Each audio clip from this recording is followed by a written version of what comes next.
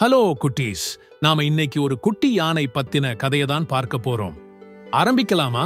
ஒரு காலத்துல பசுமையான காடு இருந்தது. அங்கே ஒரு குட்டி யானை வாழ்ந்து வந்தது. அவன் பெயர் கணேஷா. கணேஷா அன்பாகவும் சுட்டித்தனமாகவும் இருப்பான்.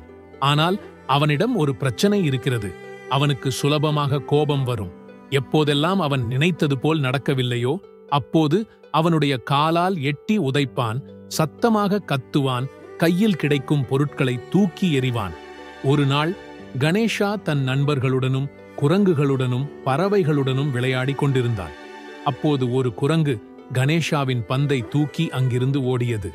கணேஷாவின் முகம் சிவந்து பயங்கரமாக கோபம் வந்தது. அப்போது கணேஷா குரங்கை கோபமாக திட்டினான். அங்கே கணேஷாவின் பாட்டி வந்தார்.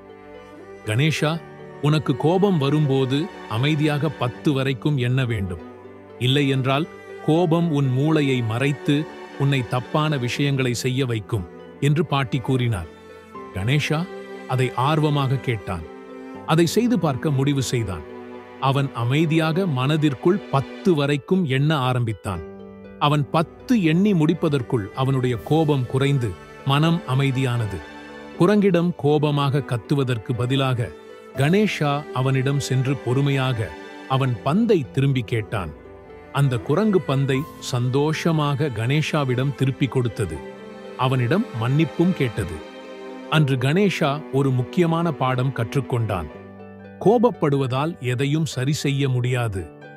அமைதியாக இருப்பதும் அன்பான வார்த்தைகளால் பேசுவதும் தான் பிரச்சனைகளை சரி செய்யும் என்று அவன் புரிந்து கொண்டான். அந்த நாளிலிருந்து கணேஷாவிற்கு எப்போதெல்லாம் கோபம் வருகிறதோ அவன் அமைதியாக 10 வரை எண்ணி மனதை அமைதியாக வைத்துக் கொள்ள வேண்டும் என்று ஞாபகம் வைத்துக் கொண்டான்.